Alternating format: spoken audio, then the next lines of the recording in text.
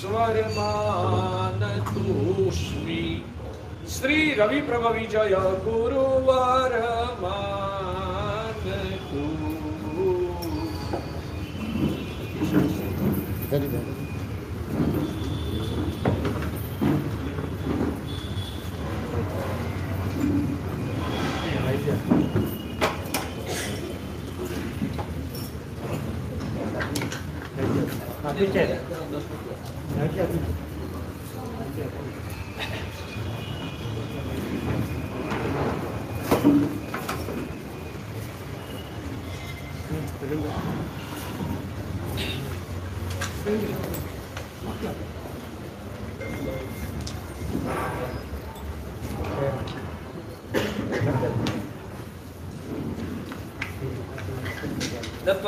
निर्मुक्तम शिवम योगींद्र वंदितम योग बिंदु प्रवक्ष्यामि तत्व सिद्ध्यै महोद।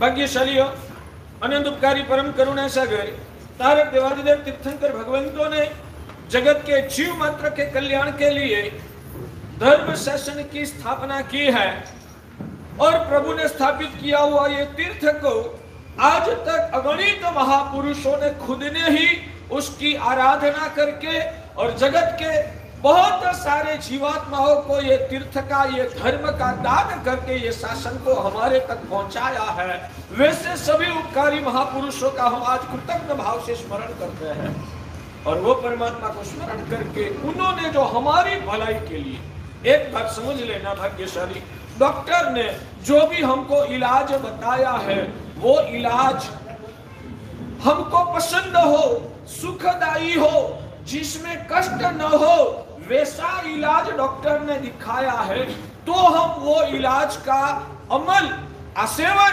करने का पसंद करेंगे। या डॉक्टर ने दिखाया हुआ इलाज कष्टकारी हो तो भी हम उसको पसंद करेंगे। भाग्यशाली हमारी बीमारी जो भयानक है तो वो मिटाने के लिए डॉक्टर ने दिखाया हुआ इलाज हमको पसंद हो यानी कि सुखकारी हो तो भी हम उसका आसेवन करेंगे। शायद वो कष्टकारी हो तो भी खुद को निरोगी होना है तो उसका सेवन करने का हमें करना ही पड़ेगा। भगवान कहते हैं वैसे ये नानी भगवंतों ने दिखाया हुआ आत्मा के रोगों को मिटाने वाला कल्याणकारी धर्म मार्ग की जो भी आचरणा है वो सुखकारी हो तो ही पसंद करना, उसमें हमारी सही समझदारी हमारी परिपक्वता नहीं है। भले वो कष्टकारी भी हो फिर भी आत्मा को निरोगी करना है, स्वस्थ बनाना है तो कष्टकारी लगे तो भी उस धर्म का सेवन करना वो हमारे लिए आवश्यक फायदा। इतना मगज में बिठाना ये कष्टकारी है तो नहीं, जितना जमे उतना करो। सच में बताइए आज आप लोग जो धर्म करते हैं वो कितना करते हैं? जितना जमे उतना करोगे या कष्ट करके भी जैसा भगवान ने करने का बताया है वैसा करने की कोशिश करेंगे। हम क्या करेंगे? आप लोगों की मानसिकता अभी तक की क्या है? जो जमे उतना करना है या कष्ट करके भी मेरे फायदे में है, भगवान मेरे आत्मा के डॉक्टर है, मेरी आत्मा बीमार है, मेरी आत्मा को निरोगी करने के लिए भगवान ने बताया हुआ इलाज कष्टकारी लगे तो भी मुझे पूरी कष्ट करके झेमत उठा के भी उसका सेवन करना है। आज तक की हालत क्या है? आत्मा के विषय में आत्मा के अस्तित्व के बारे में सोचा ही नहीं है। आगे समय रहेगा तो आत्मा का अस्तित्व की सिद्धि भी आपके सामने करना है। भगवान ने लिखा है योग बिंदु प्रवक्ष्य। योग बिंदु यानी कि योग किसको कहते हैं? योग किसको कहते हैं? मैंने बीच में बताया मोक्ष के साथ हमारी आत्मा का जो जुड़ाव कर देता है उसको योग कहते हैं। जो साधना हमारी आत्मा के साथ, आत्मा का मोक्ष की अवस्था के साथ जुड़ाव करता है वैसी साधना को भगवान ने योग कहा। जो साधना हमारी आत्मा का मोक्ष के साथ जुड़ाव करता है, वैसी साधना को भगवान ने योग कहा है। उस प्रकार का वो कैसा धर्म योग बन सकता है? भगवान कहते हैं क्षायोपशमिक भाव से आपने जो धर्म किया है वो धर्म मोक्ष का हेतु बनता है। क्षायोपशमिक भाव से आपने जो धर्म किया वो धर्म आपकी आत्मा को मोक्ष की नजदीक ले जाता है। इसलिए क्षायोपशमिक भाव से किया हुआ जो भी धर्म है इसको भगवान योग कहते हैं। मगर औदयिक भाव से, मोह के उदय से हम जो भी ज्ञान दर्शन चारित्र तत्व की आराधना भी करते हैं न, तो उस धर्म को भगवान योग नहीं कहते, क्योंकि उस प्रकार के धर्म से पुण्य का बंध होता है, संसार में सुख सुविधाएं मिल जाती है, मगर उस प्रकार के धर्म से आत्मा की शुद्धि नहीं होती है, उस प्रकार के धर्म से मोक्ष के साथ आत्मा का जुड़ाव नहीं होता है। इसलिए उस प्रकार का औदयिक भाव से होने वाला जो धर्म है इसको भगवान योग नहीं कहते। भगवान कहते हैं कि अनंत काल में आज तक अपनी आत्मा ने धर्म कितना किया?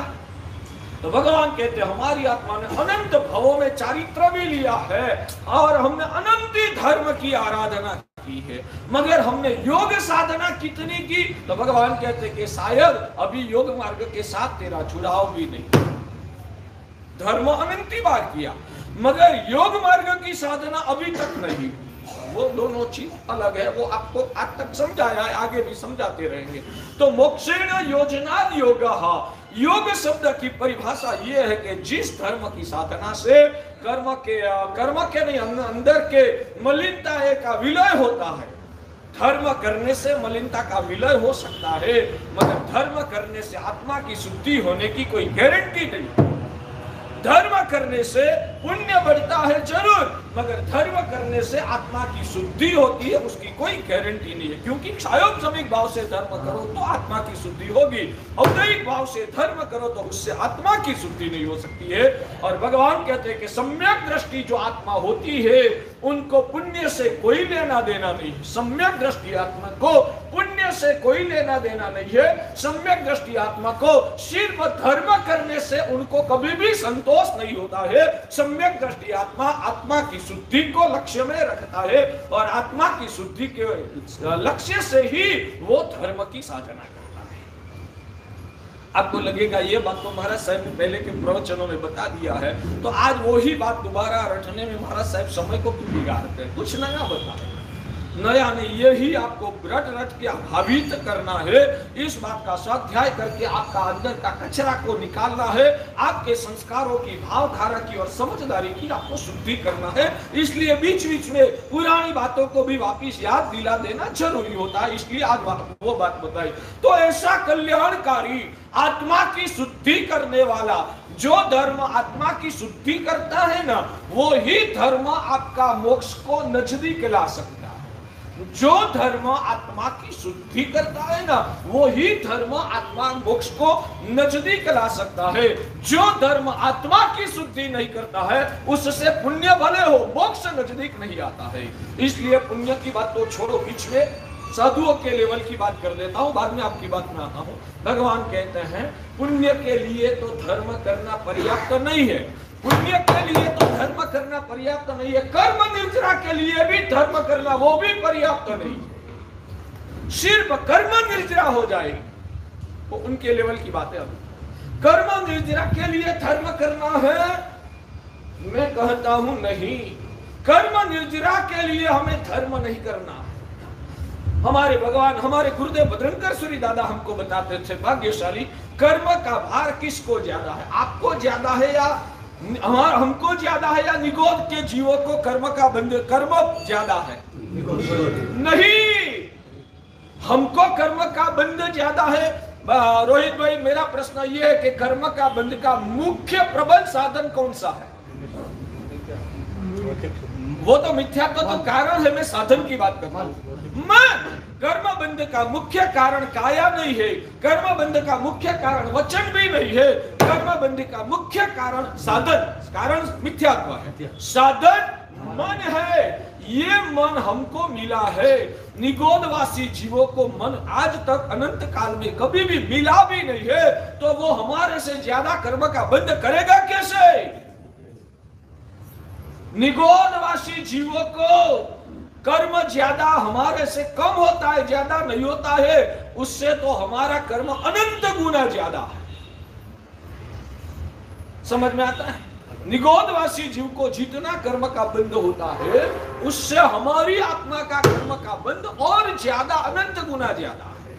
फिर भी भगवान कहते हैं कि निगोदवासी जीव, उनको वो जितना कर्म है, हमारे गुरुदेव भद्रंकर सूरी दादा कहते थे, एक उदाहरण समझाने के लिए, उनका कर्म का भार कितना कम होता है वो मैं आपको बताऊं। अभी आप नवकार मंत्र का जाप करते हो ना, एक नवकार मंत्र का पाठ करो, सिर्फ कितनी बार? एक बार, वो भी भटकते मन से करो। भटकते मन से एक बार नवकार मंत्र आप गिनो, भटकते मन से, उसमें कितना कर्म का क्षय होता है? तो भगवान कहते हैं कि बहुत सारे हजारों निगोद के जीवों का कर्म को सम्मिलित करो और वो सभी का, हजारों जीवों का कर्म खप जाए। उससे भी ज्यादा कर्म आप खपाते। एक नवकार मंत्र का पाठ करने में, एक नवकार मंत्र का पाठ करने से इतना कर्म का भार हल्का होता है कि निगोदवासी हजारों आत्माओं का कर्म एक साथ मिलाओ, उससे भी ज्यादा कर्म का भार आपका एक भटकते मन से गिना हुआ नौका से क्षीण होता है। मगर फिर भी उनकी आत्मा, भले कर्म का भार कम हो या ज्यादा हो, आत्मा की शुद्धि उनके पास नहीं है, और आत्मा की शुद्धि करने का साधन, आलंबन उनके पास नहीं है। इसलिए उन जीवों का कर्म का भार हल्का होते हुए भी उनका मोक्ष नहीं हो सकता। और हम भी मान लो कि तपश्चर्या करके, स्वाध्याय करके, वैयावच्च करके, परमात्मा की भक्ति करके, बहुत सारी साधनाएं करके हम कर्म को खपाएंगे, कर्म तो खप जाएगा, मगर अंदर की शुद्धि नहीं हुई है, अंदर का बीज, आत्मा का उपादान वो क्लियर नहीं हुआ है। तो जब ये क्रिया छूट जाएगी, अंदर की तो आत्मा मैली ही है, तो वापिस कोई निमित्त मिल जाएगा, उसमें फंस जाएगा और नए से वापिस कर्म का बंध हो जाएगा। यानी कि कर्म निर्जरा, उससे मोक्ष नहीं होता है। कर्म निर्जरा से मोक्ष नहीं होता है। आत्मा की मलिनता जब खत्म हो जाती है, आत्मा पूर्ण रूप से विशुद्ध होता है, अंदर की विकृतियां मिट जाती है, तो ही आत्मा का मोक्ष हो सकता है। इसलिए समझदार साधु, सम्यक दृष्टि साधु, वो कर्म खपाने का लक्ष्य से भी नहीं, वो अंदर की विकृतियां को मिटाकर शुद्ध आत्म स्वरूप को उजागर करने की अभिलाषा से वो अपनी साधना को आगे बढ़ाता है। ठीक है, चलिए आगे। भाग्यशाली तो ऐसा कल्याणकारी मार्ग भगवान ने जगत के जीवों को दिया है, मगर वो धर्म की स्पर्शना, वो धर्म की प्राप्ति कैसे होगी?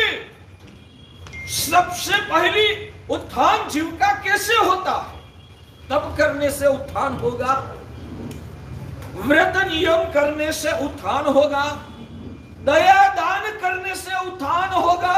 ऐसी कौन सी प्रक्रिया या तो ऐसी कौन सी साधना है कि जिस साधना से जीव का धर्म क्षेत्र में, धर्म मार्ग में प्रवेश हो सकता है? तो उसके लिए भगवान ने सबसे श्रेष्ठ इलाज दिखाया है नमस्कार की भावना।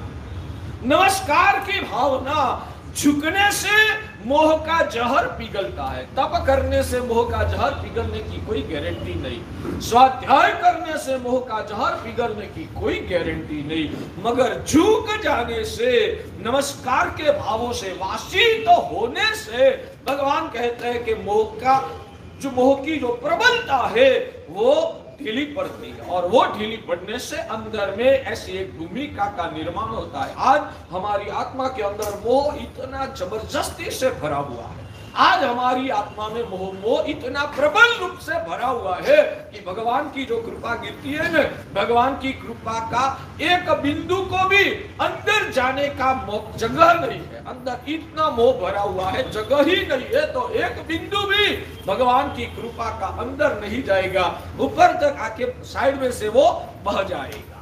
तो वो कृपा को पात्र बनने के लिए भगवान कहते हैं कि अहंकार को पिघालना है, नमस्कार का परिणाम को अंदर में भावित करना है। वो करने से आत्मा, जैसे कच्ची केरी होती है नहीं तो कट्ठा होती है, कच्ची केरी होती है तो कठोर होती है। बहुत सारा धूप या तो गर्मी उनको ताप मिलता है ना, वो पक जाती है, तब कैसी हो जाती है? नरम हो जाती है। और नरम होने के बाद ही वो खाने के लायक बनती है। ठीक है, वो कैरी जो कच्ची है वो कठिन है, वो कठिन ऐसी कच्ची कैरी जब पकती है, कब पकेगी? ताप मिलने से। इसलिए हम तो छोटे थे तब पता है कि बाजार में से कच्ची कैरी भी लाके घास में रखते थे, घास में रखते थे या तो गेहूं में रखते थे, उसमें रखकर पकाते थे। और जब पकती कच्ची कैरी खट्टी होती है, पक्की कैरी मीठी होती है। कच्ची कैरी खाने लायक नहीं होती है, वो कठिन होती है। पक्की कैरी जो होती है वो खाने लायक मीठी हो जाती है। ठीक है, कोची हो जाती है। वैसे ही भगवान कहते हैं अहंकार से जिनका व्यक्तित्व भरा हुआ है वो कच्ची कैरी जैसा है, उनका स्वभाव भी कच्ची कैरी जैसा खट्टा होता है। आपको अहंकारी व्यक्ति के साथ बैठने उठने में मजा आता है, या जिसका हृदय कोमल है, पोचा है, उनके साथ आपको काम करने में ज्यादा मजा आता है। आप बताइए कि आप लोगों को अहंकार से भरा हुआ व्यक्तित्व जिनका है वो व्यक्ति आपको पसंद आती है, या जिनका अहंकार कम हुआ है और नम्रता का भाव आया है, जो खेलदिली वाला स्वभाव वाला बना है, वो व्यक्ति ज्यादा पसंद आता है? उनके साथ काम करने का आपको अनुकूल होता है, या जो अहंकार से भरा हुआ होता है उसके साथ काम करने में आपको मजा आता है? जवाब दीजिए भाग्यशाली। आवाज नहीं है अभी भी आवाज। एक दो व्यक्ति बोलेंगे तो नहीं सुनाई देगा, सब 50-100 लोग मिलके बोलो तो कान में सुनाई देगा। बोलो, आपके फायदे में है, आपके फायदे में रहेगा, बोलिए। अच्छा, आपको ऐसा है कि जो कोमल हृदय वाला है, अपनी बात की पकड़ कभी भी नहीं रखता है, अपनी बात को छोड़ देता है, ढीली करता है, बात रख के वो ढीले से वापिस हट जाता है, ऐसी व्यक्ति आपको पसंद आती है ना? है ना? पूरा वाक्य लंबा बोलने का नहीं जमता है, एक अक्षर बोलो, हाँ या हाँ। अच्छा, आपको जैसे ऐसा जो व्यक्ति अहंकार अपनी पकड़ नहीं रखती है वो व्यक्ति आपको पसंद आती है ना, तो समझ लीजिए आपके आसपास वालों को भी वैसी ही व्यक्ति पसंद आती है। समझ में नहीं आया? आपको जो व्यक्ति पकड़ नहीं रखता है, मैं आपको प्रैक्टिकल व्यवहारिक जीवन में माधुर्य कैसे पैदा हो सकता है ना, वो मैं आपको सिखा रहा हूँ। मेरे प्रवचनों में आत्मा का भी कल्याण हो और प्रैक्टिकल आपका व्यवहारिक जीवन भी मीठा हो, उस प्रकार का मैं उपदेश दे रहा हूँ। तो आप ये बात बहुत यहाँ अटक के थोड़ा चिंतन करने की जरूरत है कि मुझे जो व्यक्ति पकड़ रखता है वो मुझे पसंद नहीं आता है। जो व्यक्ति अपनी सच्ची बात रखता है मगर पकड़ नहीं रखता है, बात रख के छोड़ देता है, नम्रता से जो व्यवहार करता है वो व्यक्ति मुझे पसंद आता है। सही ना? तो मेरे आसपास वालों को भी वैसा ही व्यक्ति पसंद आता है। यानी कि समझ गए मैं क्या बोल रहा हूँ? मेरे आसपास वालों को भी वही व्यक्ति पसंद आता है कि जो पकड़ नहीं रखता है। मुझे दूसरे को पसंद होना है, ये व्यवहारिक जगत का सुवर्ण सूत्र मैं आपको दिखा रहा हूँ। मुझे जो दूसरे के सामने पसंद की पात्र होना है, दूसरे को मैं पसंद आऊं, वैसी जो मेरी अभिलाषा है, तो आज से मुझे इतना सीखना चाहिए, मैं कोई भी बात में पकड़ नहीं रखूंगा। हम भी साधु हैं और हमारा भी एक पूरा श्रमण का संघ है, श्रमण संघ है, मुनि भगवंतों का, आचार्य भगवंतों का हमारा श्रमण संघ है। उस श्रमण संघ में भी आगे आइए, आप लेट आते हो और आपको आगे आना है, पहले से बैठना है, मुझे बोलने में मजा आता है। भाग्यशाली हमारे श्रमण संघ यानी कि जब मुनि भगवंतों का मिलन होता है ना, और शासन के प्रश्नों के बारे में भी हर महात्माओं की विभिन्न प्रकार की विचारधाराएं होती है, एक से बढ़कर एक महाविद्वान चिंतक महात्माएं होती, तो वो सब शासन के उन्नति के लिए, भव्य जीवों की भलाई के लिए, श्री संघ की सुरक्षा के लिए वो महात्माएं अरस परस अपने विचारों का आदान प्रदान करते हैं। तो हमारे गुरुदेव भद्रंकर सूरी जी दादा ने हमको ये सिखाया है, हमेशा अपनी सच लगती बात दूसरे महात्माओं के सामने विनम्र भाव से रखना, अपना विचार उनके सामने रखना, मगर वो विचार रखने के बाद आपको विश्वास है कि मेरा विचार बिल्कुल सही है। आपको अंदर से आवाज आती है, आपको पूर्ण विश्वास है कि मेरा विचार पूर्ण रूप से सही है। मैं जो बोल रहा हूं मुझे लगता है कि वो करेंगे तो संघ को फायदा ही फायदा होगा, वैसा लगता है। तो क्या करना? गुरु महाराज ने बताया, अपना विचार मुनि भगवंतों के सामने रखना, रख के अपनी बात उनके सामने रखकर छोड़ दे। अपनी सच्ची भी बात उनके सामने रखकर छोड़ देना, पकड़ कभी नहीं करना। ये हमारे गुरुदेव ने सिखाया। गुरु भगवंत आपके सामने भी आएंगे, कभी कोई बात रखेंगे ही। भाग्यशाली श्री संघ में ऐसा करने जैसा है, हमारे गुरुदेव का ये संस्कार है, ऐसा बोल के छोड़ देना।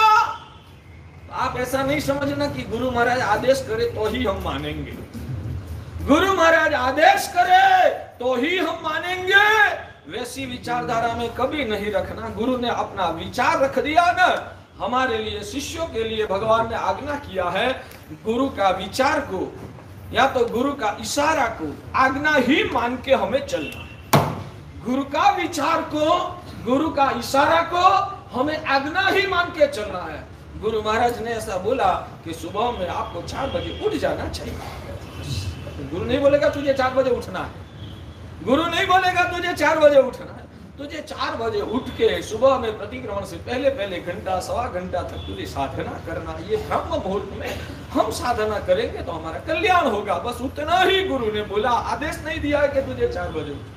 मगर उत्तम शिष्य जो होता है ना, वो गुरु का विचार को भी गुरु का आदेश मानकर उसका पालन करते हैं। श्री संघ में भी सदगुरु जो है वो सिर्फ आपको इशारा करेंगे, संघ में ये करने जैसा है, खत्म। गुरु ऐसा कभी नहीं कहेंगे कि आपको ये करना ही पड़ेगा, ये इतनी रख के छोड़ देना। और श्री संघ पुण्यशाली है, उत्तम जीवात्माओं से भरा हुआ है, सज्जन लोग है, मानेंगे। गुरु ने तो इशारा कर दिया है, बस बात पूर्ण हो गई। हमें गुरु का आदेश हो गया, वैसा मान के उसका पालन कर। ये श्री लक्षणवंता सौभाग्यवंत गुण गरिमा से भरा हुआ श्री संघ के साथ होता है, वो मैंने ये इशारा है। अपन को ऐसा बनने का भाव रखना। भगवान धर्मनाथ दादा के चरणों में ऐसी प्रार्थना करना, प्रभु गुरुदेव ने आज जो बताया है हमारा संघ भी वैसा ही बने, वैसी प्रभु करुणा करना। तो मूल बात पे वापिस आता हूँ, ये गुरुदेव ने सिखाया था कि अपनी सच्ची भी बात आपको सभी को भी बताता हूँ। आपको भी जगह जगह पर मिलने का होता है, साधु के साथ, संसारियों के साथ, बाजार में, घर में, मंदिर जी में, सब जगह पर और अनेक लोगों के साथ आपको काम करना पड़ता है। मेरा आपको सुझाव है कि आपके खुद के जीवन में आपको संक्लेश का भोग नहीं बनना है, आपको व्यथित नहीं होना है। तो आप आपकी भी ये प्रकृति बनाइए। मैं कभी भी मेरी सही बात जरूर रखूंगा, मगर बात रखकर मैं उसकी पकड़ कभी भी नहीं रखूंगा। भवितव्यता के आधार पर उन जीवों की भूमिका के पर मैं मेरी बात को छोड़ के मैं वापिस हट जाऊंगा। मैं आपके पास अपेक्षा रखूंगा, मैंने आपको ये सिखाया, मैंने आपको ये मार्गदर्शन दिया, आपको वो पालन करना ही चाहिए, करना ही पड़ेगा। मैं इतना पसीना बहा के प्रवचन करता हूं तो आप मेरी बात क्यों नहीं सुनेंगे? ऐसा मैं पकड़ आग्रह रखूंगा तो उसका सबसे पहला परिणाम क्या आएगा? दो बात होगी। एक तो आपकी अंदर की पात्रता से ज्यादा स्वीकारने वाले नहीं, आप आपकी खुद की पात्रता से ज्यादा आप स्वीकारने वाले नहीं है, तो आपका तो पात्रता होगी उतना ही कल्याण होगा। उससे ज्यादा कितना भी मैं कोशिश करूं होने वाला, और मैं दुखी हो जाऊंगा। श्री संघ ने मुझे विनती करके बुलाया है, फिर भी ये लोग मेरी बात नहीं मानते हैं, मेरे दिमाग में संक्लेश होगा। तो गुरु महाराज ने सिखाया कि हम जब कोई भी बात की पकड़ नहीं रखते हैं ना, तो वो तो जितने लायक है वो तो उपदेश से ही सुधर जाएगा, उनको आदेश की जरूरत नहीं। सामान्य रूप से हमारे वहां साधु के लिए भी भगवान ने इच्छाकार सामाचारी दिखाई। इच्छाकार सामाचारी का मतलब शिष्य तो भी नहीं थे, समर्पित, इतना गुणवान है, गुरु जो बोलेगा वो करने वाला ही है। फिर भी हमारे वहां गुरु महाराज ने बताया कि गुरु भी शिष्य के प्रति सामान्य रूप से उत्सर्ग मार्ग से इच्छाकार सामाचारी से व्यवहार करता है। मान लो कि उनको पानी फेरने के लिए जाना है, मैंने बोल दिया महात्मा आपको पानी फेरने के लिए जाना है, तो क्या नहीं जाएगा? जाएगा या नहीं जाएगा? बड़ी बात नहीं है, उतना ही है कि आपको पानी फेरने के लिए जाना है। मैंने बोला आपको पानी फेरने के लिए जाना है तो जाएगा। फिर भी भगवान ने हमको उत्सर्ग मार्ग से बताया आपको पानी फेरने के लिए जाना है, वैसा नहीं हो तो क्या बोलना? आप पानी फेरने के लिए जाओगे? मेरा शिष्य है, मैं उनका बाबू, मैं उनका गुरु हूं। फिर भी भगवान ने हमको सिखाया खुद का शिष्य के प्रति भी इच्छाकार सामाचारी से व्यवहार करना है, यानी कि आप पानी फेरने के लिए जाओगे। मुझे पता विश्वासी है, वो आदेश पालन करने वाला ही है, मगर भगवान ने यह मर्यादा सिखाई तुझे जीवन में कभी भी संक्लेश करना नहीं है, तो तू इस पद्धति से जिएगा तो तुझे भी संक्लेश नहीं होगा, सामने वालों को भी संक्लेश नहीं होगा। भाग्यशाली आप संसार में भी ऐसा सीखिए, आपका घर व्यवहार, हाँ, आप आपकी साविका को बोलोगे आज आपको उधर जाना है, आपका घर में इतना प्रभुत्व है, वो तैयार हो ही जाएगा। और आप ऐसा बोलो हम आज क्यों उधर जाएंगे, तो भी वो हाँ बोलने वाली है ना। मैं उनको मीठा क्या लगेगा? जब हम सौजन्य से उनकी भी इच्छा को शामिल करके व्यवहार करते हैं तो सामने वालों को भी पसंद। हर जगह पर एक ध्यान रखना, सामने वालों को क्या पसंद आएगा वो समझने के लिए इस जगह पर सामने वाला मेरे साथ कैसा व्यवहार करे तो मुझे पसंद आता है, उतना आप सोच लीजिए जीवन कैसे जीना चाहिए ना। 50% तो उसमें से ही आपको सीखना मिल जाए। जैसे मैंने बोला ना, कोई पकड़ रखता है तो मुझे पसंद नहीं आता है, वैसे मैं पकड़ रखता हूं वो भी किसी को पसंद नहीं आता है। आपको दुखी नहीं होना है, तो आज से मैं आपको निवेदन करता हूं, चाहे घर में हो, चाहे स्त्री संघ में हो, चाहे बाजार में हो, कोई भी जगह पर बात प्रेम से करो, पकड़ कभी भी नहीं रखो।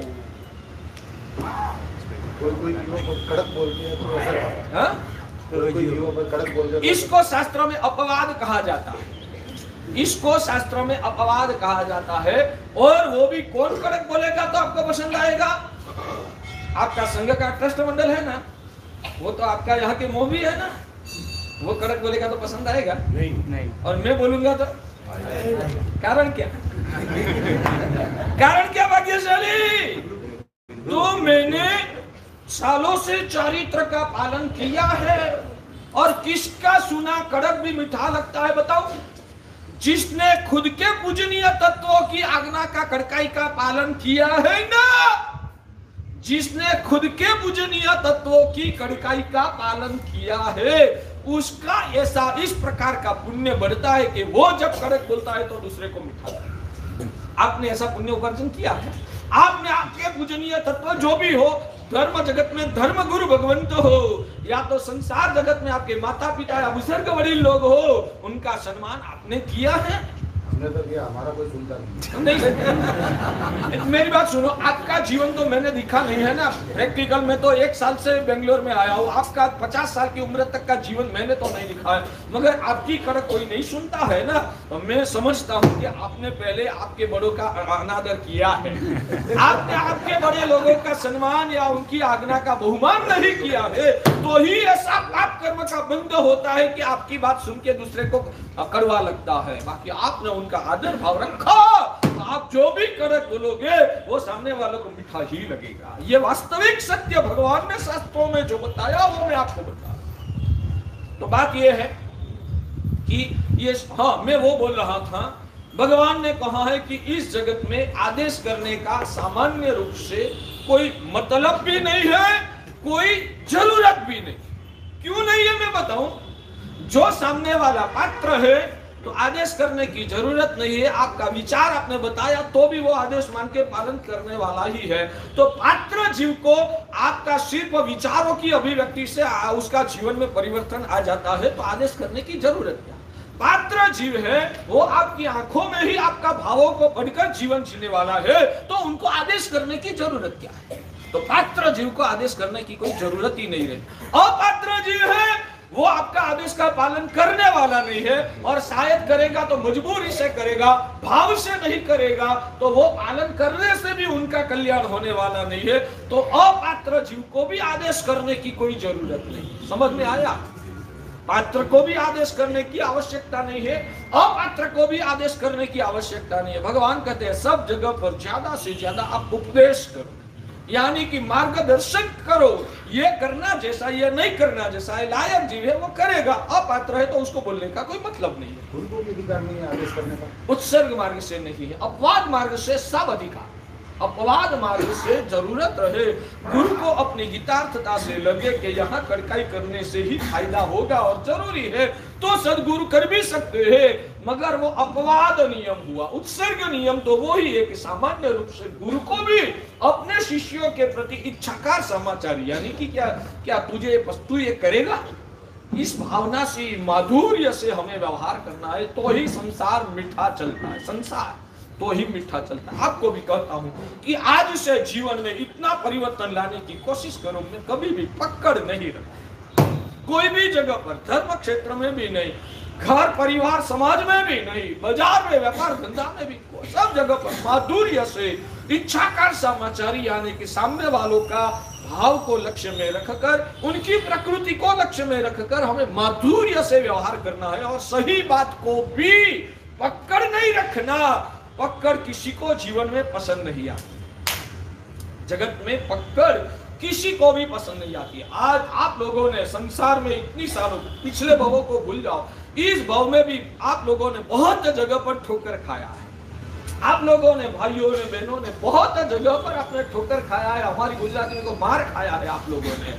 बहुत जगह पर आप डिस्टर्ब हुए हैं, और उसके मूल में मेरा दावा है कि आप लोगों ने जगह जगह पर आपकी बातों को दूसरे पर थोपने के लिए आपका विचारों की आपने पकड़ रखी थी, इसलिए आप व्यथित और पीड़ित, संक्लिष्ट, दुखी हुए हैं।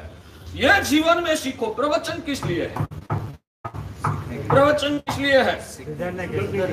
समझने के लिए। आत्मा और संसार का स्वरूप को समझने के लिए प्रवचन है ना?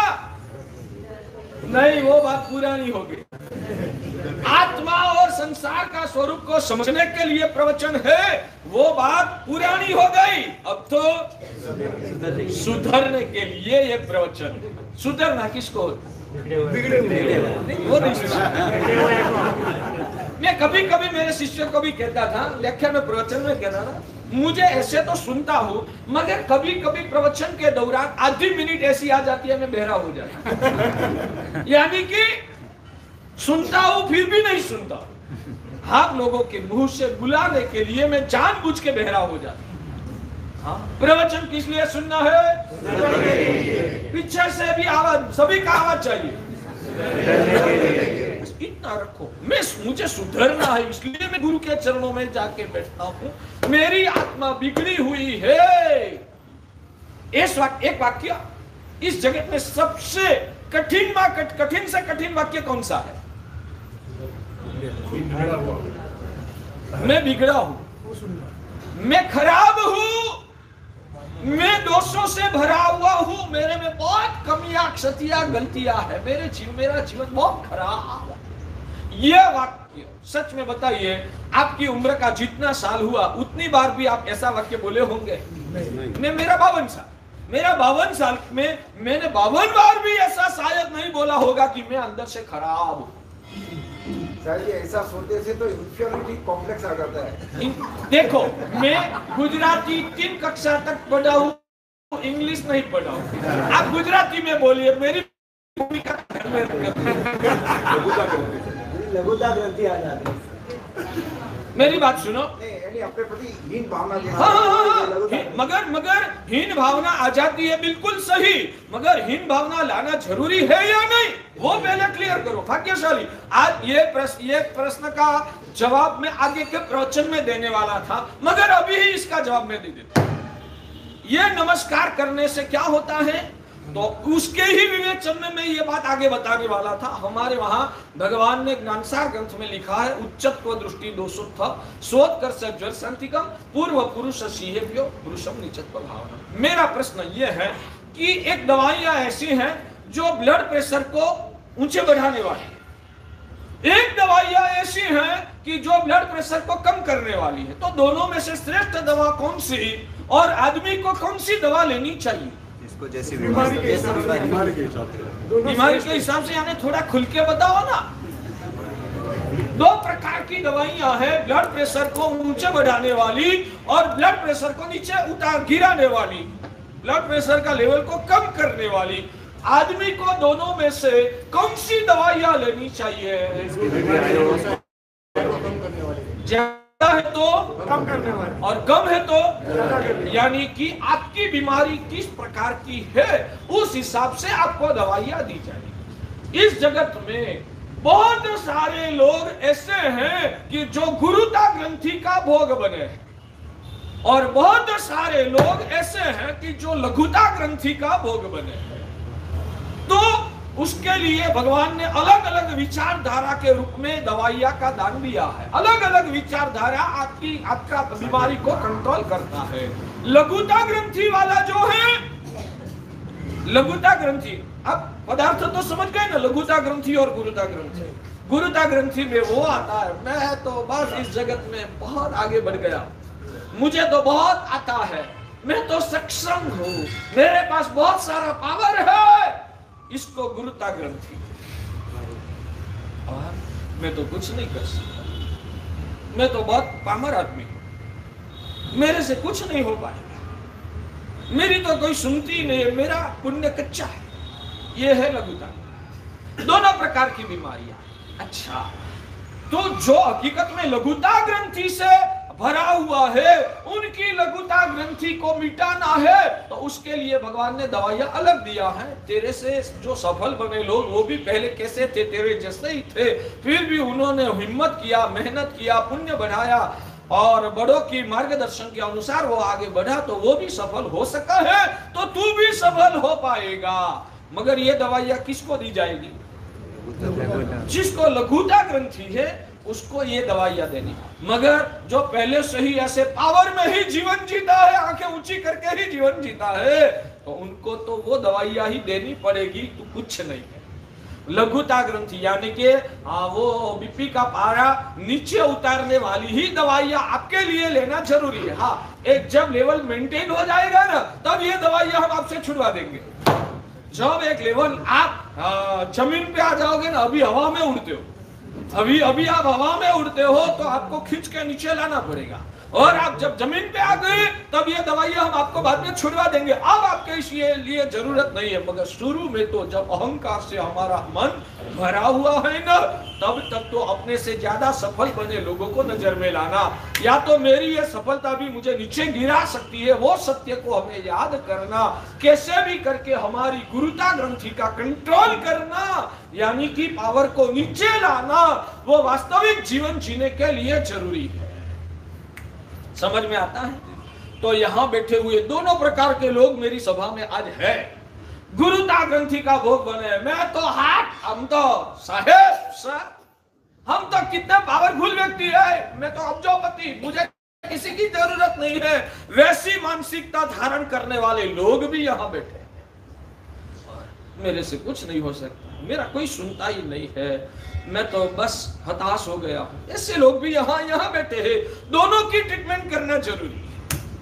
तो बोलो, लघुता ग्रंथि तरफ आपको खींच के नीचे जो लाए, वैसी विचारधारा आप लोगों के लिए जरूरी है या नहीं? जरूरी है। तो दोनों का आपके रोग के अनुसार आपको दवाइयां का सेवन करना है। तो मेरी बात वो थी कि भाग्यशाली पवित्र उत्तम क्वालिटी वाली व्यवहारू जीवन व्यवस्था कैसी है, तो हमेशा अपनी सही विचारधारा को निर्भीक होकर, बिना डर, बहुत सारे लोगों का डर की भी पीड़ा है, भय से घेरे हुए हैं। मैं ऐसा बोलूंगा तो उनको बुरा लग जाएगा। आज के जमाने में तो ज्यादा मक्खन लगाने की आदत आप लोगों को पड़ गई है। आप लोगों को मक्खन लगाने की आदत हो गई है। मैं तो वो कभी कभी मानता हूं, कोई भी अच्छा थोड़ा सा 5-15 हजार का भी सुकृत किया, हमें तो तिलक करना है, हार तोरा पहराना है। क्या हालत है, हमारा जैन शासन कितना नीचे गिरा। तुझे 15,000 का सुकृत में भी हार तिलक की अपेक्षा रहती है। तू इतना नीचे गिर गया, इतना संकुचित मनोवृत्ति वाला, इतनी तुच्छ प्रकृति वाला हो गया हमारे शासन में। और ध्यान रखिए कि जब भी आपको हार तोरा पहनाया जाता है ना, तब किस लिए पहनाया जाता है पता है?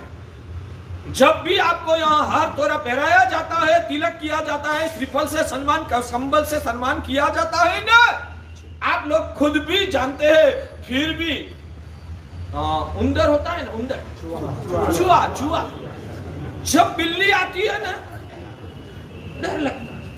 चूहा को बिल्ली का डर लगता है, मुझे मार के खा जाएगा। अब क्या करना, कहीं पर भाग नहीं सकती हूं मैं, चूहा भाग नहीं सकता, तो क्या करेगा? क्या करेगा? हाँ, क्या करेगा? आंखें बंद कर देगा।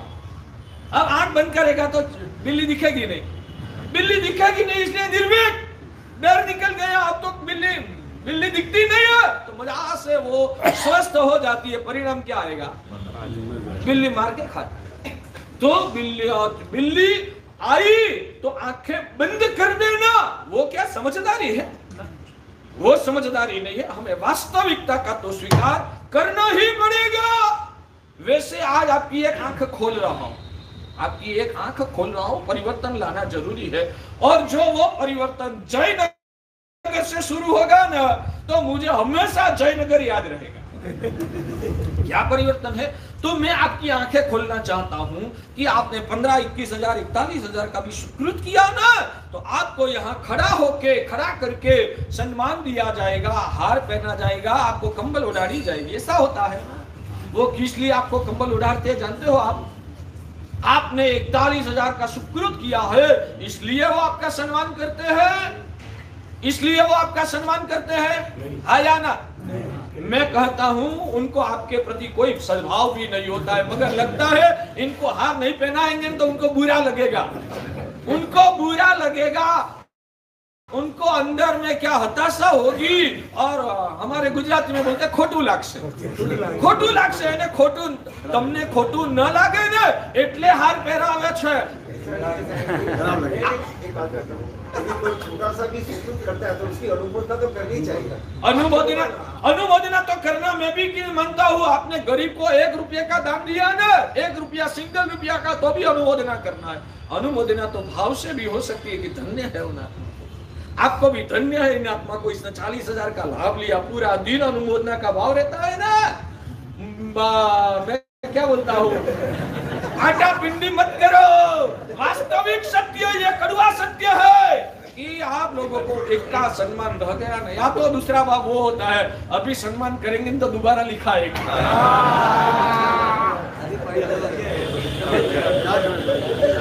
मैं कहता हूँ हमारा जैन समाज की, सुनिए, हमारा जैन समाज की ये सबसे बड़ी दरिद्रता है, हमारी मानसिक दरिद्रता है। आप लोग जैन समाज आर्थिक रूप से कितने समृद्ध है वो आप जाने, मानसिक रूप से मेरी ये वेदना है कि हमारा जैन समाज आज मानसिक रूप से इतना कमजोर हो गया है, भावनात्मक रूप से इतना दरिद्र हो गया है कि 11,000 का सुकृत किया तो भी सम्मान की अपेक्षा रहती है। इतने हम कमजोर हो गए। मैं तो वहां तक कहता हूं कि आप लोग श्रीमंत है, तय करो 51,000 तक का सुकृत का सम्मान हम नहीं लेंगे, उससे ज्यादा भी, मैं तो को अब्जों का खर्च करके भी सम्मान नहीं लेना है। फिर भी आपका लेवल से धीरे धीरे मैं आपको ऊंचे उठाऊंगा कि हमारे वहां 51,000 का सुकृत किया, तब तक तो उसका जाहिर में सम्मान अनुमोदन जरूर करो। धन्य है उस आत्मा ने दान दिया, धन की मूर्छा को उतारा, शब्द क्षेत्र में जिन शासन के कार्यों में उसने अपना योगदान दिया। और ऐसे ऐसे आत्मा होते हैं ना तो ही शासन चलता है, तो इनको धन्यवाद है। वैसा बोलो, मगर हर तोरा करना ना वो अतिरेक लगता है। आज क्या मैं आपको बताऊं कि जिसने 5 करोड़ का सुकृत किया उसको भी हार और साल, और जिसने 500 रुपया का सुकृत किया उनको भी हार और साल। दोनों में फर्क, तफावत कहाँ रहा भाग्यशाली? ये बहुत हमारे समाज की आज बद हालत है। भाग्यशाली ये बद हालत है। और सम्मान देने वाला शायद शुरुआत नहीं कर सकता है ने, तो लेने वाले आप ठुकराने से शुरुआत ठुकराओ। मैंने क्या 25,000 का खर्च किया, वो उसके लिए क्या थोड़ा सम्मान करना है। 25,000 सुकृत में दिया, 25 लाख रुपया तो पाप कार्यों में मैंने जुड़ा है, तो मैं सम्मान के अधिकारी नहीं हूं, मुझे नहीं चाहिए। समाज में से ऐसा सज्जन लोगों का एक वर्ग पैदा होना चाहिए। मैं कभी सम्मान नहीं लेता। लोगों में प्रेरणा मिलती है, अच्छा करने जैसा है, प्रेरणा मिलती है। अच्छा करने की प्रेरणा मिलती है या ऐसा सम्मान लेने की प्रेरणा मिलती है? प्रेरणा क्या मिलती है? वो दिख के, और वो भी जो दान देगा, दूसरा प्रेरणा लेके जो दान देगा, वो किस लिए दान देगा?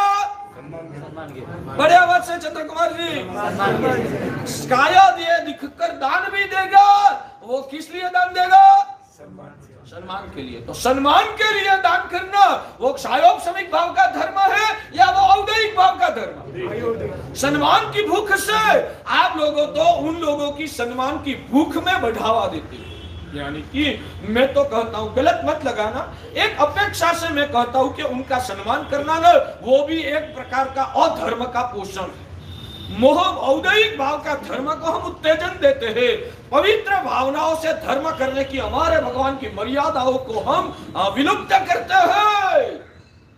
कड़ुआ लगे तो कड़ुआ, मगर ये वास्तविक सत्य है भागशाली। और आपको भी, भले आप मेरे सामने कुछ भी बोलो, मैं जो बोलता हूं ना वो आपको भी अंदर से महसूस होता होगा कि सच में आज हमारे समाज की हालत इतनी नीचे गिरी है कि उसको हमने एक सम्मान शायद देने का भूल गए ना, तो उनको बुरा लगता है, खोटो लागे छे, थोड़ा लेट हो जाता है, दूसरी बार समय पैसा नहीं खर्च भले ना ऐसा खर्चे तो भी क्या फर्क पड़ता है, न खर्चे तो भी क्या फर्क पड़ता है। जिन शासन जयवंत है, और ऐसे लोगों का जब आक्रमण हुआ है ना, इसलिए ही सज्जन लोग वास्तव में दब गए हैं। ऐसे लोगों का बढ़ावा हुआ है ना, इसलिए सज्जन लोग दब गए हैं। जब ये लोग बिखर जाएंगे ना, तो सज्जन लोग उभर के आगे आएंगे। मेरी बात आपको शायद तुरंत नहीं भी जमेगा, मगर मैं वास्तविक सत्य कहता हूं। तो अपनी बात वो थी, नमस्कार की भावना से मोह का जहर पिघलता है, कच्ची आत्मा पक्की होती। केरी वाली बात, कच्ची केरी खाने लायक नहीं होती, और कच्ची केरी स्वाद में भी कड़क और स्पर्श में भी कठिन होती है। वो केरी जब पक जाती है तो वो स्वाद में मीठी होती है और स्पर्श में वो पोची कोमल होती, इसलिए वो खाने लायक है। भगवान कहते हैं कि जो आत्मा अहंकार से भरी हुई है ना, उनका स्वभाव कच्ची कैरी जैसा होता है, वो किसी के लिए वास्तव में आदरणीय नहीं रहता है। और जिसका अहंकार पिघलता है, उनकी अंदर की आत्मा कोमल बनती है, और कोमल आत्मा खुद का भी कल्याण करती है और जगत के जीवों के लिए भी वो आदरणीय, वास्तव में आदरणीय होता है। दम्भ एक अलग चीज है, ऐसा बाहर से हम हार तोड़ा करना एक अलग चीज है, मगर अंदर से लोगों को प्रीति के पात्र कब बन सकते हैं? जब हम कोमल होते हैं। तो ऐसी कोमलता जब अंदर में होती है ना, तब भगवान की कृपा को अंदर में अवतरित होने का अवकाश पैदा होता है। जब आत्मा कोमल होती है, जब आत्मा कोमल होती है, तब भगवान की कृपा को अंदर में अवतरित होने का अवकाश पैदा होता है। भाग्यशाली भगवान की कृपा अमृत तुल्य है। वो अमृत का अंदर में अवतरने से आत्मा पात्र होती है, आत्मा का विकास की भूमिका तैयार। इसलिए मैंने पहले भी बताया था, आज वापिस याद दिलाना है। नमो अरिहंताणम का अर्थ वापिस याद करना है, जरूरी है। नमो अरिहंताणम का अर्थ हम क्या कहते हैं? अरिहंत भगवंतों को नमस्कार।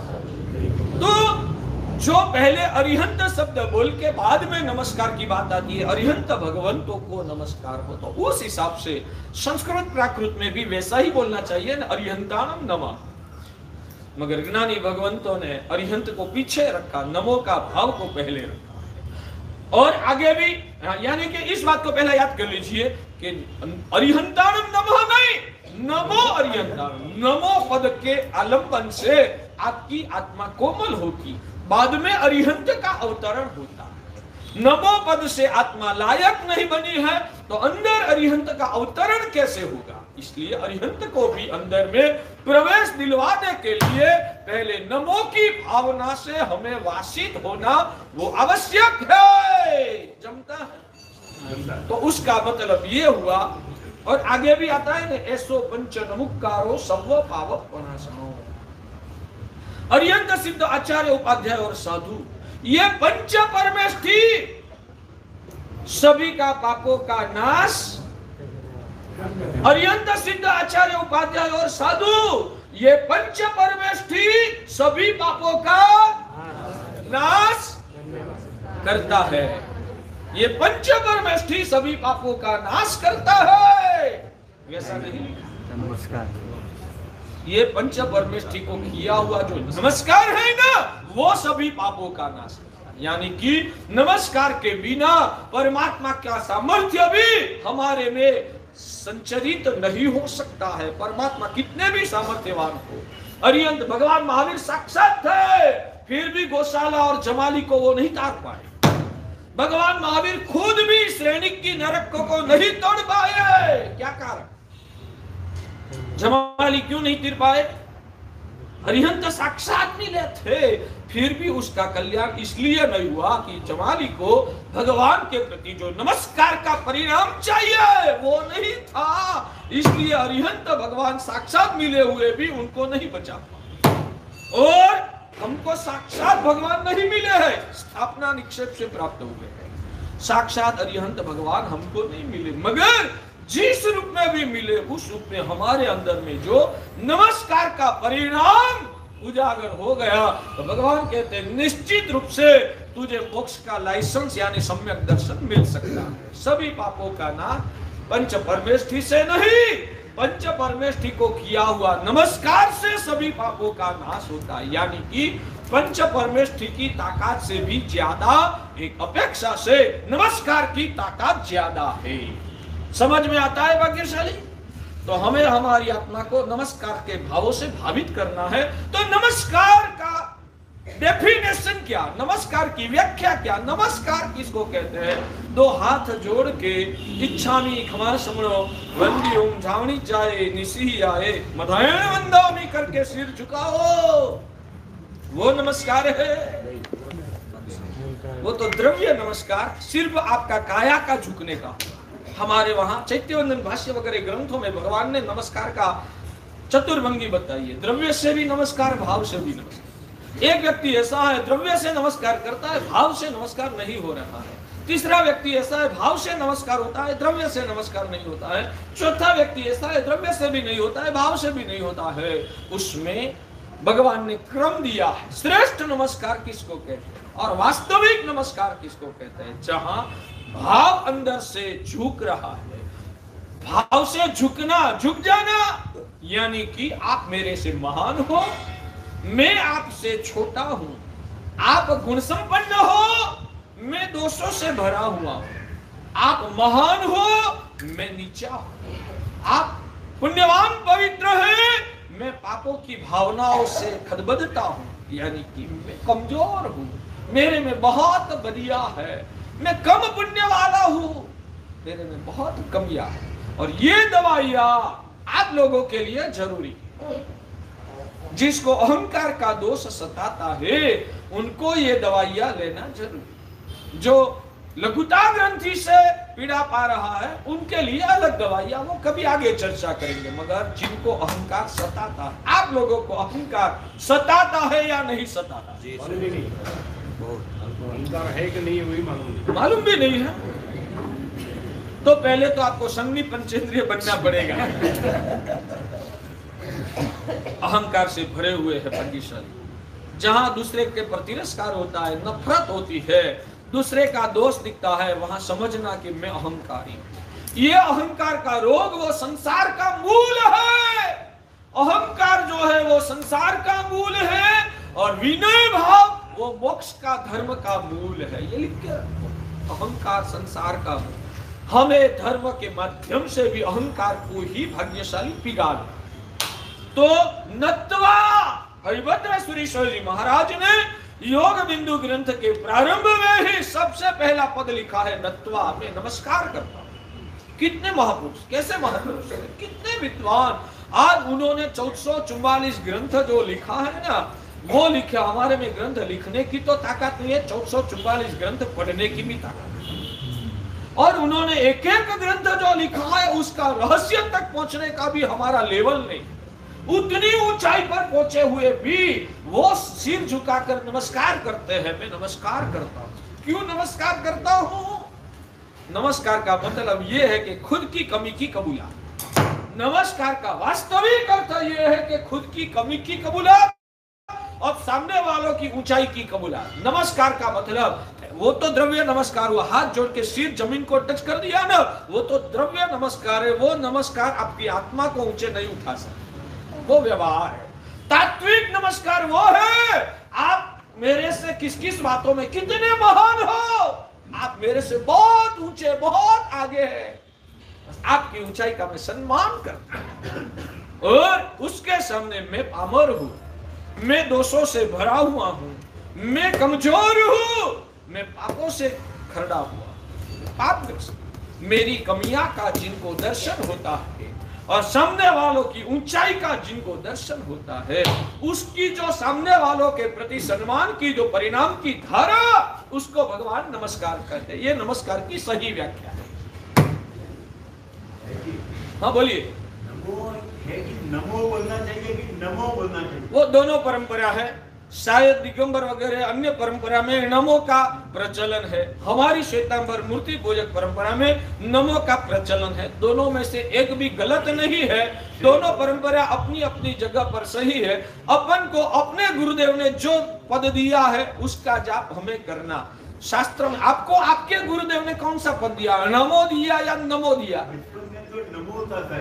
हाँ, मैं वही बोल रहा हूँ, आपके गुरुदेव ने आपको जो दिया है ना, उसकी साधना करने से आपका कल्याण होगा। आपको नमो दिया है और आप नमो बोलेंगे तो आप विराट। इनको इनके गुरु ने नमो दिया है और वो नमो बोलेंगे तो वो भी गलत। दोनों को खुद के गुरु ने जो दिया वो करना।